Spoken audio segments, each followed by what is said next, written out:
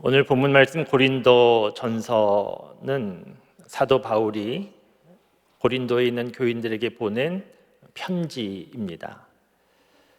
보통 편지를 받으면 기쁘고 반가울 것인데 오늘 본문 말씀을 읽는 고린도 교회 교인들은 놀라고 당황했을 것 같습니다. 왜냐하면 우리가 함께 읽은 16절 말씀에 보면 너희가 하나님의 성전인 것을 알지 못하느냐 하는 말씀이 있기 때문입니다. 당시에 하나님의 성전은 예루살렘 성전이었고 지극히 거룩한 곳이 하나님의 성전이었습니다. 그런데 고린도 교회 교인들, 사람들에게 너희가 하나님의 성전이다 했기 때문에 고린도 교회 교인들은 내가 어떻게 하나님의 성전인가 하면서 무척 놀라고 당황했을 겁니다.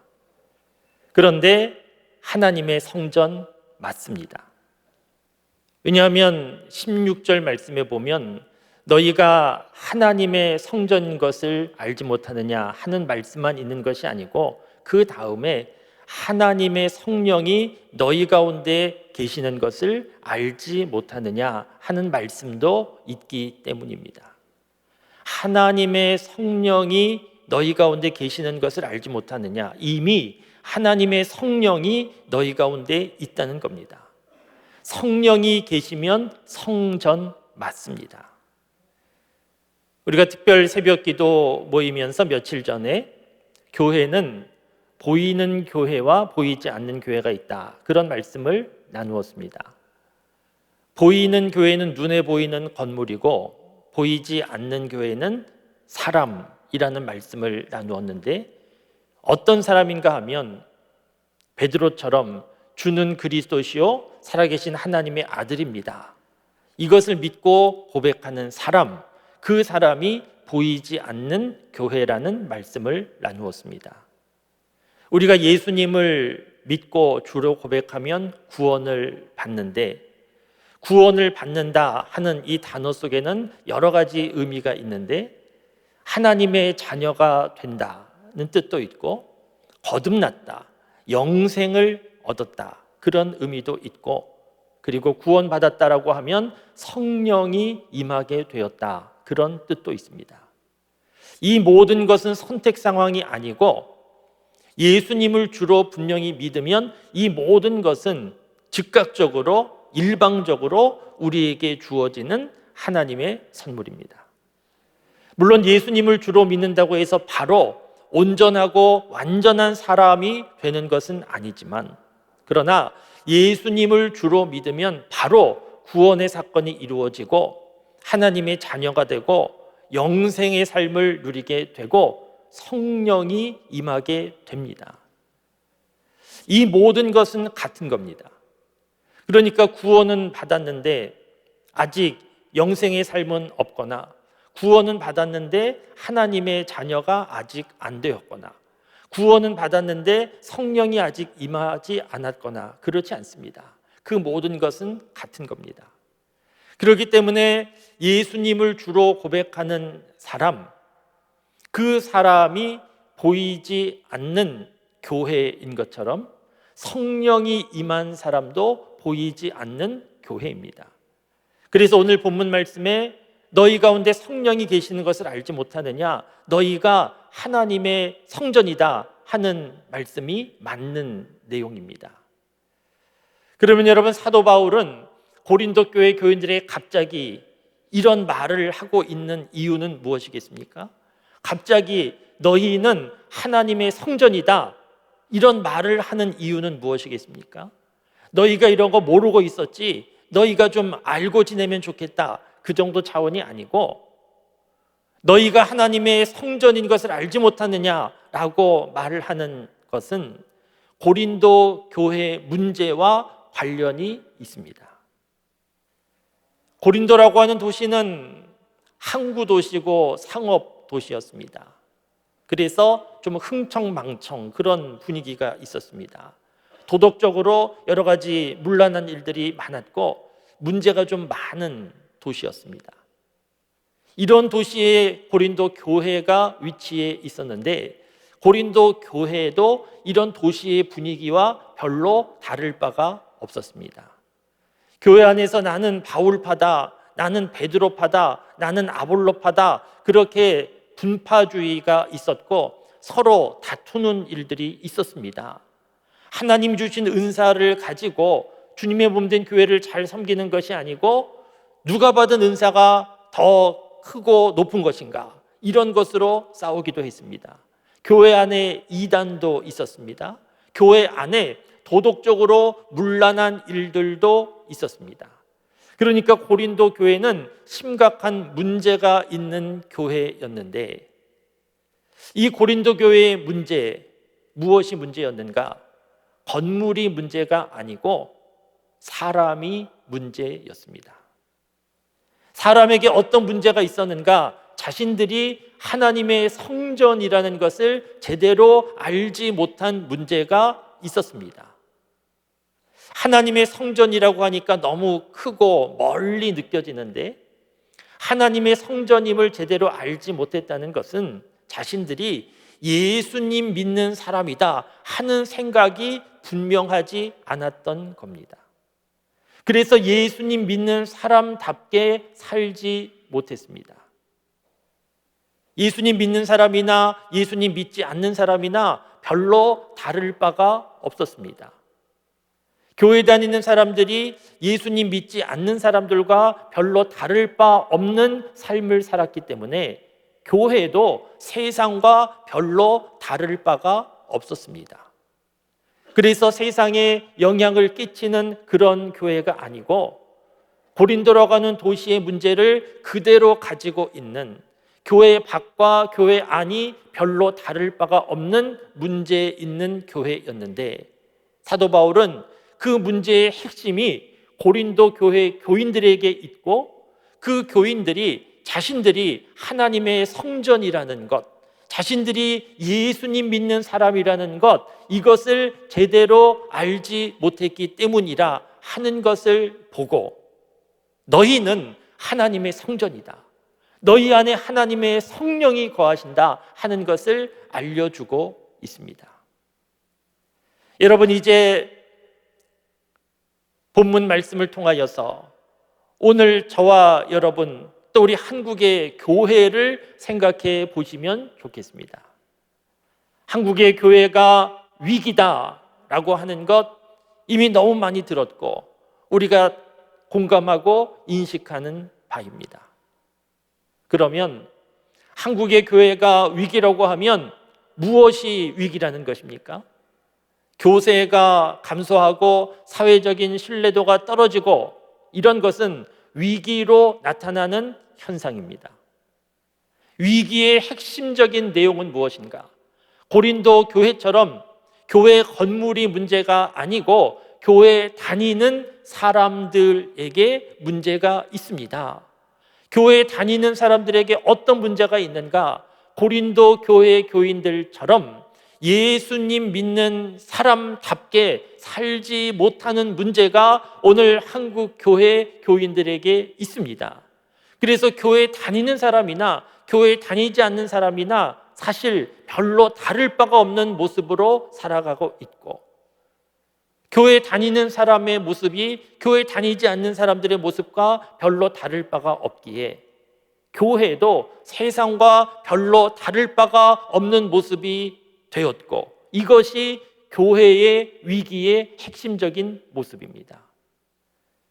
그렇기 때문에 오늘 하나님께서 고린도 교회 교인들에게 주시는 말씀은 우리에게도 주시는 하나님의 말씀임에 분명합니다. 오늘 본문 말씀을 하나님께서 우리 한국 교회에 그리고 나에게 주시는 말씀으로 생각해야 합니다. 왜냐하면 이 말씀을 붙잡아야 여기에서부터 다시 회복될 수 있고 교회가 하나님의 기쁨이 되는 교회가 될 수 있기 때문입니다.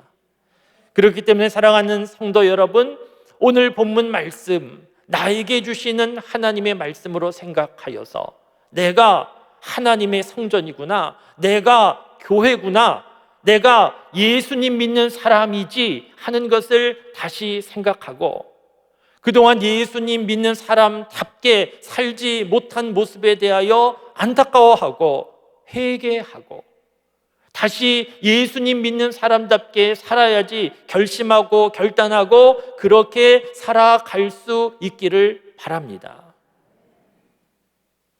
그런데 여러분, 우리가 생각해야 되는 중요한 것이 있는데, 예수님 믿는 사람답게 살아야지 결심하고 결단하고 살아야 됩니다, 이렇게 말씀을 전하는 것 별로 어렵지 않고, 그렇게 살겠다고 아멘으로 대답하는 것도 사실 그리 어렵지는 않습니다. 그런데 정말 그 결심과 결단대로 예수님 믿는 사람답게 내가 교회다 하는 자세로 살아가는 것은 어렵습니다. 사실상 우리에게 그런 능력이 없습니다. 그런데 참 다행스럽고 감사한 것은 하나님께서 저와 여러분들의 수준을 잘 아신다는 겁니다. 하나님께서 저와 여러분들의 수준을 잘 아시기 때문에 예수님 믿는 사람들에게 성령을 보내주신 겁니다. 예수님 믿는 사람들에게 성령을 보내주신 것은 예수님 믿는 사람들이 믿음의 사람으로 살아갈 능력이 없음을 아셨고, 그래서 성령의 도움이 필요함을 아셨기 때문에 성령을 보내주신 겁니다. 만일 성령의 도움 없이도 예수님 믿는 사람들이 스스로 예수님 믿는 사람답게 교회로서 잘 살아갈 수 있다고 하면 굳이 성령이 오실 이유가 없는 것인데, 예수님 믿는 사람들에게 성령을 보내주신 것은 성령의 도움과 능력이 있어야 예수님 믿는 사람답게 살 수 있다는 것을 하나님이 아시고 있기 때문입니다. 그렇기 때문에 예수님 믿는 사람답게 살아야지, 내가 교회다, 교회답게 살아야지, 그런 결심과 결단만 하지 말고 우리는 성령 하나님의 도우심을 간절히 구하는 사람이 되어야 됩니다. 하나님, 나에게는 능력이 없습니다. 나는 예수님 믿는 사람답게 살 수 없습니다. 성령 하나님, 나를 도와주시옵소서. 이런 기도가 끊이지 않고 있어야 하고, 이런 기도하는 사람 성령 하나님께서 붙잡아 주시고 도와주셔서 예수님 믿는 사람답게 살아갈 수 있도록 인도해 주시고, 그럴 때 그런 사람들이 모인 교회는 좋은 교회, 하나님이 기쁨이 되는 교회가 될 수 있습니다. 그렇기 때문에 성령 하나님의 도움을 구하며 겸손히 기도하는 일 놓치지 말고 관심을 가지고 집중할 수 있기를 바랍니다. 우리는 이번 한 주간 동안 하나님의 기쁨이 되는 교회라고 하는 주제를 가지고 교회에 대하여서 많이 생각했습니다. 믿음의 사람들은 누구나 교회가 좋은 교회 되면 좋겠다, 하나님의 기쁨이 되는 교회가 되면 좋겠다, 그런 바람이 있습니다. 그런 바람을 가지고 사는 것 당연합니다. 어떻게 하면 좋은 교회, 하나님의 기쁨이 되는 교회가 될 수 있겠습니까? 우리는 이미 답을 다 알고 있습니다. 내가 좋은 믿음의 사람, 내가 교회가 되면 됩니다. 말씀드린 대로 세상의 모든 교회는 공사 중입니다. 저절로 온전하고 완전한 하나님의 기쁨이 되는 교회가 없고, 세상의 모든 교회는 공사 중이어서 중단하지 말고 계속해서 공사해 가야 되는데, 그 과정 중에 중요한 것은 내가 중요합니다. 기독교 신앙 서적에서 읽은 글인데, 어느 마을, 아주 평화롭고 행복한 마을이 있었습니다. 그런데 그 평화롭고 행복한 마을 저절로 된 것이 아니고, 그렇게 되는 과정 중에 중요한 역할을 한 사람이 있었는데, 그 마을에 하나밖에 없는 복덕방을 운영하는 사람이었다는 겁니다. 다른 지역에 살던 사람이 그 평화롭고 행복한 마을 소문을 듣고 그곳으로 이사하려고 집을 알아보러 오면 그 복덕방을 거쳐야 되는데 집을 보러 온 사람에게 물어본다는 겁니다. 전에 사셨던 동네는 어떻습니까? 그러면 대답할 때 전에 살던 동네 형편없었습니다. 참 힘들었습니다. 사람들도 너무 사납고 그랬습니다. 뭐 그런 식의 대답을 하면 참 안타깝습니다. 이 동네는 더합니다. 그렇게 말해주고 전에 살던 동네에 대하여 참 좋았다고, 사람들도 친절하고, 그런데 형편상 이사하게 됐다고, 뭐 이런 식의 대답을 하면 참 당신은 복이 많다고, 이 동네는 전에 살던 동네보다 더 좋다고, 그런 식으로 말을 해줬다는 겁니다. 그러니까 평화롭고 행복한 마을은 저절로 된 것이 아니고 한 사람 한 사람 긍정적인 생각 가지고 감사한 마음을 가진 그런 사람들이 모일 때 평화롭고 행복한 마을이 됐다는 겁니다. 여러분, 기독교 신앙에서 하나님 앞에서 내가 중요합니다. 10월 마지막 주일 종교개혁 주일인데 종교개혁은 성공한 개혁이었습니다. 그런데 종교개혁은 처음부터 다른 사람과 세상을 바꾸려고 하지 않았고 종교개혁은 하나님 앞에서 자신을 바꾸려고 하던 사람들로 인하여 시작된 겁니다. 종교개혁가 가운데 마틴 루터와 관련된 유명한 일화가 있는데 수도원에 생활하면서 날마다 수시로 수도원장을 찾아가서 고해성사를 했기에 수도원장이 너무 자주 찾아오니까 지쳐서 루터에게 죄를 좀 한꺼번에 모아서 가져와라, 뭐 그렇게 말했다는 일화가 있습니다. 수도원에 사는 동안에 무슨 죄를 그렇게 많이 지었겠습니까? 그런데 하나님 앞에서 계속해서 자신을 돌아보고 살피며 깨끗하게 바르게 살기를 바라는 마음이 있었고 그런 마음으로 종교개혁은 성공할 수 있었습니다. 좋은 교회는 어떻게 되는 것입니까? 건물이 좋아지는 것이 아니고 내가 좋아져야 됩니다. 내가 믿음의 사람 되고 내가 교회가 되어야 합니다. 우리가 살고 있는 세상은 능력주의 세상입니다. 능력이 있는 사람이 인정받고 존중받고 능력이 있는 사람이 성공합니다. 성과가 중요하고 효율이 중요합니다. 그러나 교회는 그렇지 않습니다. 교회는 서로를 돌아보면서 사랑과 선행을 공급하는 곳입니다. 다른 사람 보면서 뭐라고 하는 것이 아니고 다른 사람의 문제를 보거나 부족함을 보면 내가 문제를 풀어주고 부족함을 채워주는 것이 교회입니다. 왜 그렇습니까? 교회는 영적인 가족이기 때문입니다. 우리가 믿는 하나님께서 그렇게 우리를 사랑하셨고 너희도 내가 너희를 사랑한 것처럼 서로 사랑하라 말씀하셨기 때문입니다. 교회의 질서는 세상과 다릅니다.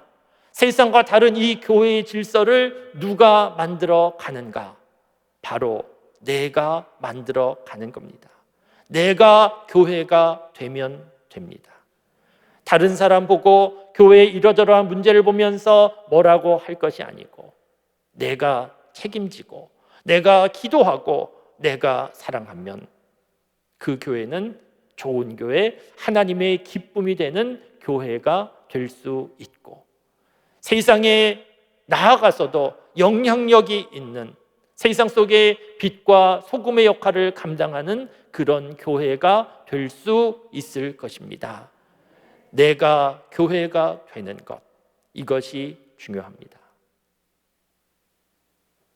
이번 한 주간 특별 새벽 기도회로 모였는데 보통 특별 새벽 기도회 하면 교우들에게 평소에 새벽 기도 나오지 못하고 기도 잘하지 못하는 교우들도 많이 좀 나오시라고 이렇게 권하여서 좀 많은 교우들이 함께 하는 것이 일반적인 특별 새벽 기도회인데,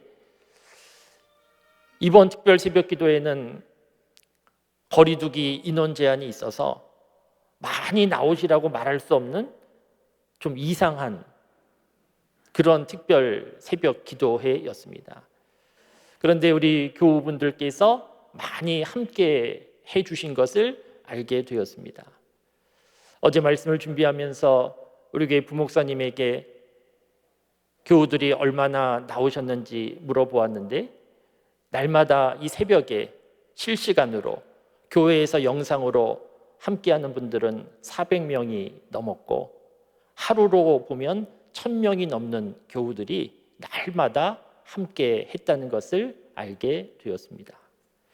생각한 것보다 많은 숫자여서 좀 놀랬고, 그 숫자를 통하여서 여러 가지 의미를 생각하게 되었습니다.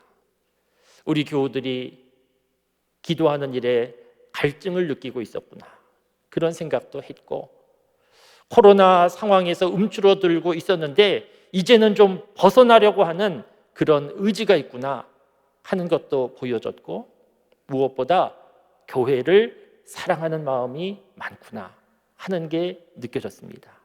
그래서 기대되는 부분이 많아졌고, 우리 교회 하나님께서 이런 모습을 보시고 하나님께서 사용하여 주실 것이다, 그런 분명한 확신을 갖게 되었습니다.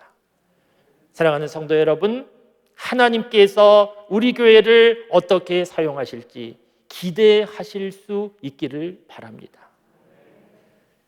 하나님께서 사용하시는 교회 얼마나 좋습니까? 말씀드린 대로 교회가 중요합니다. 교회가 세상의 소망입니다. 교회를 잘 모르는 사람들이 뭐라 그래도 교회가 세상의 소망입니다. 이 세상 살아가는 동안에 좋은 교회 만들기 위하여 헌신하는 것, 그것은 후회함이 없는 값진 일임에 분명합니다. 사랑하는 성도 여러분, 내가 좋은 교회 되는 일에 관심을 가질 수 있기를 바랍니다. 서로 돌아보면서 사랑과 선행을 격려하는 그런 신앙의 삶을 살아갈 수 있기를 바랍니다.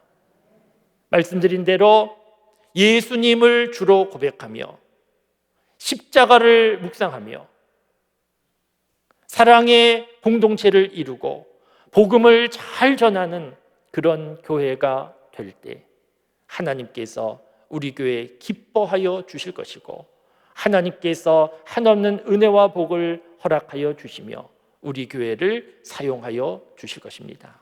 하나님의 기쁨이 되는 교회를 함께 성령 하나님의 도움을 구하며 함께 이루어가는 저와 여러분, 그래서 우리도 함께 기뻐하고 행복할 수 있는 삶을 누리는 저와 여러분, 우리 교회가 될 수 있기를 주님의 이름으로 축원합니다. 기도하시겠습니다.